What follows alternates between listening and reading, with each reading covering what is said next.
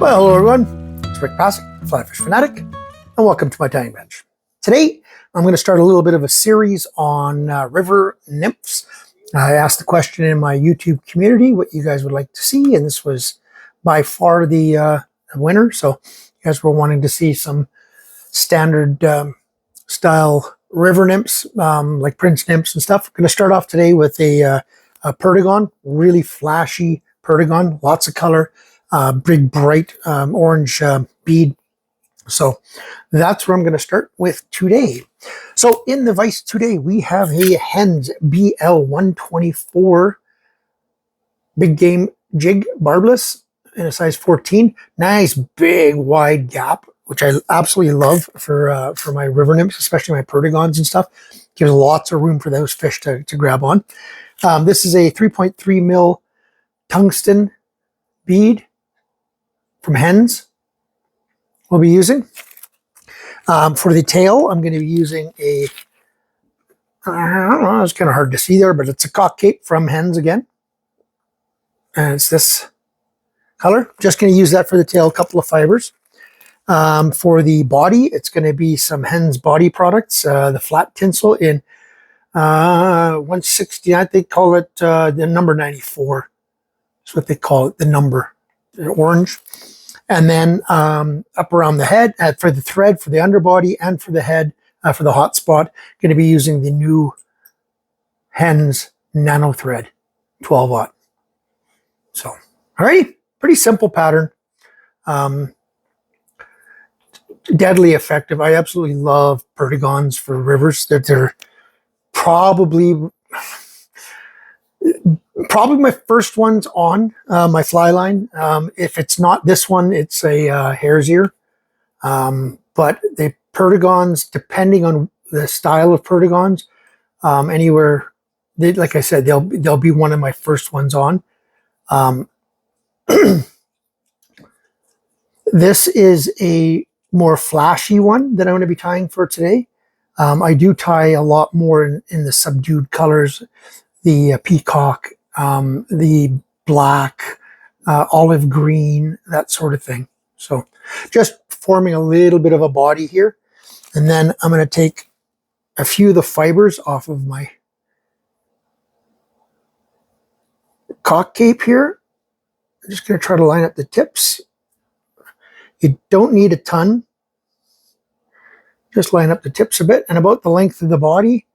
That's about where I want it to be past the hook. So excuse my fingers right now. I've been last couple of days I've been cooking curries around the house. My fingertips are a little yellow, I've just noticed, but that's what you get when you cook curries. So yeah, I'm just going to cut that short just so it fits in behind that bead.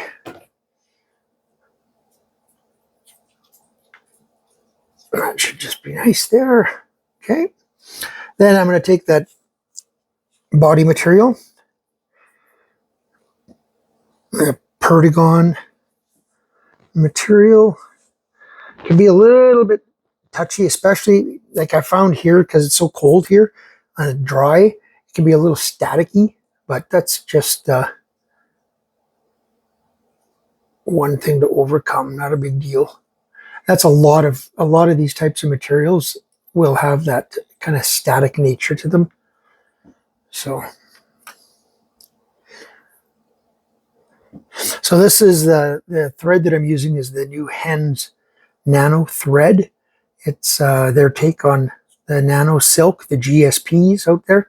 Phenomenal. So far I've used it for about 2 weeks now. Absolutely love it. I personally find the colors a little bit nicer so far, the ones I've used, than some of the other products out there that I've used. But quality-wise, just right up there with the other big name brands. And I'm absolutely loving it so far. So hopefully I'm getting touch and wraps here. I don't have my magnifying glass out, but that's okay. Even if you don't have 100% touch and wraps, it's not a big deal. So just bringing that forward, I'll do a couple of wraps right at the bead. And then just tie that off.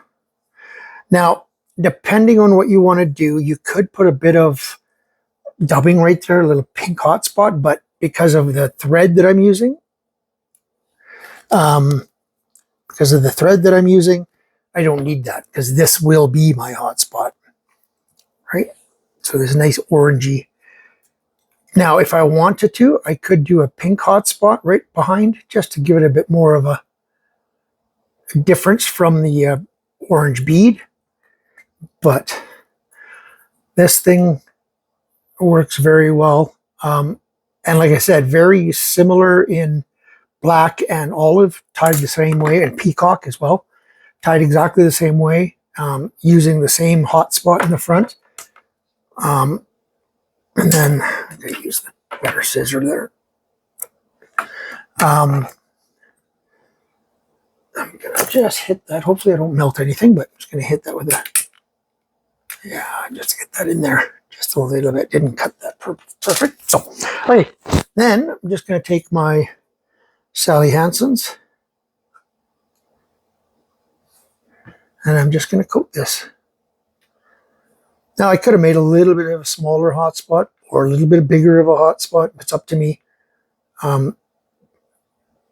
But it looks about perfect for me, what I like. Sorry for having it upside down, but I gotta do that until I get my bodkin here.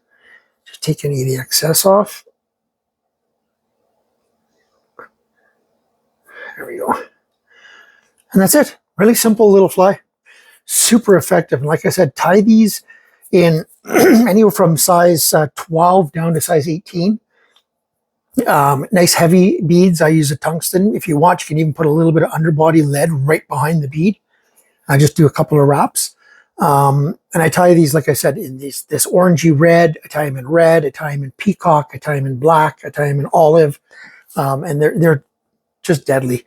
Just put this on the bottom of your, if you can use 3 flies or 2 flies, have this like under a hopper dropper setup. Phenomenal. If you can only use one, just kind of Euro nymph these. Or Czech nymph, Euro nymph, and they're just deadly. You want these riding right on the bottom. They're nice and easy and fast to tie, and that's a good thing because you will lose some. So, alrighty. Hope you guys enjoyed that one. If you did, give her a thumbs up. If you've subscribed, thank you very much. If you have not, please consider doing so. And keep an eye on, I got a little series going on with tyers from around the world. I call it Tyers Across Borders. I've already done a series with Lindsay Simpson out of the UK. I'm going to be doing some with Jock Scott. I'm going to do one with Brian Smith, the Fly Smith, Brent Jones, a bunch of other guys. So yeah, it's a cool little project we're doing. And just make sure you stay to the end of those videos and watch the end, because that's when I have a discussion with the tyers about, you know, how they liked my interpretation of their fly and how they would fish theirs, how I would fish mine, and that kind of stuff. So yeah, pay attention for those. It's gonna be about once every 3 weeks, once every month that I'll be having a different tyer. So, alrighty. Like I said, hope you guys enjoyed that. Bye, everyone.